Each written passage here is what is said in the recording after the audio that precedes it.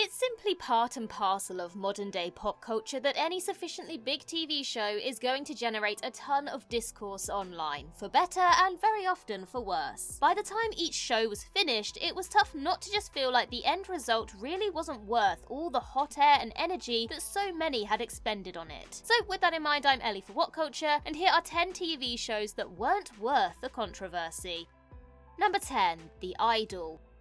HBO's drama series The Idol arrived less on a tidal wave of buzz than an avalanche of controversies. In April 2022, it was reported that Sam Levinson and The Weeknd series about a female pop star falling prey to an abusive nightclub promoter was undergoing a major creative overhaul. The original director left the show due to creative differences mid-production, apparently due to The Weeknd's feeling that it, quote, leaned too much into a female perspective, leaving Levinson to reshoot most of the series himself. Naturally, this sparked plenty of ire online, that this apparently feminist drama series had been morphed into another edgy skin parade from Levinson by literally nudging out the female creative hired to do the gig. Crew members spoke anonymously about Levinson's revised version of The Idol being more exploitative in tone, and so few were surprised when the show eventually debuted to critical scorn across the board, before being cancelled after a single season. And while The Idol was a can't-look-away car crash of a TV event for a few weeks last summer, the most shocking outcome is how swiftly it's been forgotten. For all of the pre-release hype about the show crossing lines and broaching TV taboos, it's only concerned with sex and nudity in the most conventional, arbitrary fashion. Number 9. Iron Fist. Almost 6 years removed from its second and final season premiering on Netflix, the Iron Fist series really just feels like a hazy, half-remembered dream. Such is the impact it made upon audiences. You're far more likely, however, to remember the significant backlash against the show even before it made its debut. Many immediately dismissed Iron Fist as yet another tired, white savior story, while others took umbrage with perceived cultural appropriation that, of course, this legendary, mythical martial artist would end up being a rich white dude. Even accepting that Danny Rand was always a white man in the comics, there were many disappointed that the Netflix series didn't offer a revised take for modern audiences by casting an Asian man in the role. And yet even if Netflix had done that, fans still would have been stuck with one crushing reality. The show is just insanely, soul-sappingly boring. Under showrunner Scott Buck, Iron Fist was such a clunky mess of snoozy subplots and underwhelming action that even with a more contemporary approach to diversity, still would have been aggressively mediocre at best. It's telling that while many have called for other Marvel Netflix heroes Jessica Jones and Luke Cage to be brought into the Marvel Cinematic Universe proper, Iron Fist is something the fandom has basically collectively agreed to just forget. Number 8. The Continental. John Wick prequel miniseries The Continental raised a lot of eyebrows before even a single episode had aired. Firstly, there's the fact that the movie franchise's key creative, director Chad Stahelski, had minimal involvement, and then the inevitably contentious casting of Mel Gibson, ever a polarizing figure if there was one, in the central villain role, which led some to swear off the three-part show entirely. On top of this, the younger version of Winston seems like a totally different character, right down to an American accent that sounds nothing like Ian McShane's more transatlantic twang in the John Wick movies. These gripes left large groups of the fanbase feeling that all the promise of a John Wick prequel series had basically been pissed up the wall. But The Continental is such a passable, forgettable piece of entertainment that you really shouldn't get worked up about it. It faded from the cultural conversation within weeks of its premiere last September, and it's easy enough to just pretend it never happened at all. If the mainline franchise ever wants to disregard this series from the canon completely, it won't take much effort. Number 7. Halo. Paramount's much-hyped live-action adaptation of hit video game Halo proved wildly divisive with fans for many reasons. First and foremost, there was the overall feeling that it deviated too far from the source material in an attempt to broaden Halo for a wider audience. Then there's the sacrilegious move of having Master Chief keep his helmet off, something he famously never does in the games, more than he wears it. The final straw for many, though, was the widely derided episode where Chief had sex with a Covenant spy. Though Halo's second season benefited from a new showrunner who promised a more source-faithful treatment, the mediocre writing and inconsistent production value still prevented it from being anything more than fine. Fans continued to lament Paramount's failure to capitalize on the IP, but all the bleating turned out to be mere screaming into the void, given that the show was just recently cancelled. And while Microsoft are planning to shop it around to other networks, given that Halo never really made much impact with either fans or the non-gaming mainstream, it does seem highly unlikely to be resurrected anywhere. This one is destined to evaporate into the ether before Microsoft tries again sometime in the future, so there's little point getting too mad about it. Number 6. Velma.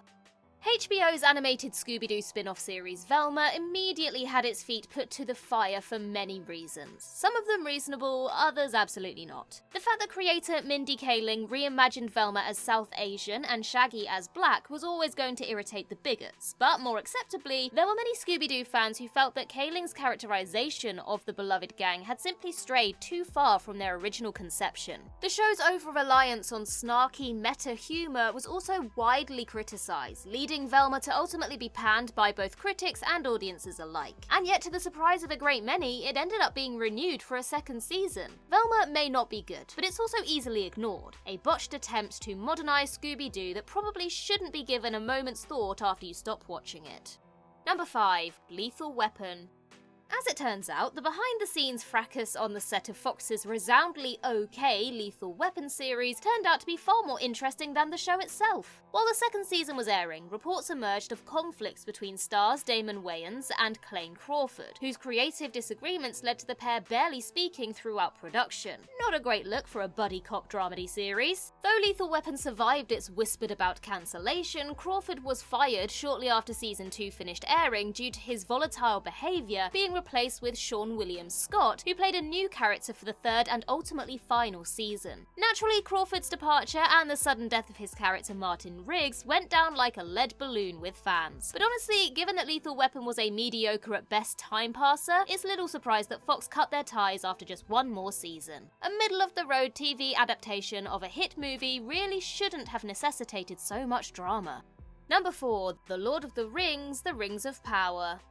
Now, it would be ridiculous to deny the immense popularity of the Lord of the Rings franchise, and so there was always going to be intense passion about Amazon's The Rings of Power TV series, no matter its quality. Yet the discourse became tiring in record time. From the usual suspects whinging about woke diverse casting, to those who felt that the writing simply wasn't consistent with J.R.R. Tolkien's established lore. But by the time its first season wrapped up, The Rings of Power had cemented itself as an aggressively acceptable piece of entertainment and nothing more. Neither bad nor terribly good either. Fans of any IP are inevitably going to get extremely worked up about everything, but ultimately this watchable slice of fantasy froth really didn't demand the endless think pieces and hate-filled rants that were written in its name. My advice? Channel all that energy into something actually worth spiking your blood pressure over, not a very okay TV show.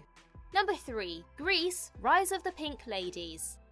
Many Grease fans kicked up a fuss the moment that Paramount announced a new prequel TV series to the legendary musical, because even the movie's most ardent diehards weren't much interested in finding out how the Pink Ladies came to be. Beyond the reasonable enough "who asked for this" of it all, there were the predictably bad faith arguments about the show's diverse cast, which some felt was at odds with the extremely white, not remotely diverse membership of Rydell High we saw in the 1978 film. But whether you were looking for an axe to grind or simply failed to see the necessity of a Grease universe, the show debuted to wildly mixed reviews, with critics and fans alike noting the fatal lack of memorable songs above all else. It was an incredibly beige show that was just so incredibly easy to ignore, as it evidently was by most, resulting in its cancellation mere weeks after its season finished airing. And to further underline its ephemeral quality, Paramount even removed Rise of the Pink Ladies from their Paramount Plus streaming service altogether at the same time.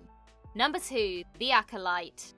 To say that the discourse surrounding the most recent Star Wars series, The Acolyte, has been exhausting is quite the understatement indeed. Predictably, hateful chuds were immediately irate that the show's cast dared to be diverse, centering more on women and people of colour than white men. But beyond the disingenuous critiques of the show being woke, there were also those upset by both The Acolyte's tinkering with various aspects of existing Star Wars lore, and its general suggestion that the Jedi might not be the wholly virtuous peacekeepers they're largely depicted as. And while saying who cares about any piece of Star Wars media is highly foolish considering that clearly a lot of people do care, The Acolyte was ultimately a middle-of-the-road piece of work that wasn't nearly worth the considerable energy angry people expended on it in all directions. Though bringing some provocative new ideas to the franchise and touting a few terrific fight scenes, The Acolyte's regularly leaden dialogue, mixed bag of characters, and clunky storytelling ensured it was yet another so-so Star Wars show to add to the frustratingly growing pile. Number 1. Gypsy. The Naomi Watts starring psychological thriller series Gypsy came under fire before it even released on Netflix due to its title, with Roma organizations criticizing the show for naming itself after a racist slur often used against Romani people. A petition demanding that Netflix retitle the show prior to release even garnered a few thousand signatures, though the streamer pressed on with their original plans regardless. Netflix and the series creators defended the title as a reference to the Fleetwood Mac song Gypsy, though for many offended by the word, that wasn't really good enough. All the same, the controversy ended up having a longer shelf life than the show itself, which premiered in June 2017 and barely made a dent, resulting in its cancellation a short while later. And 7 years on from its release, how many people even remember that Gypsy ever existed?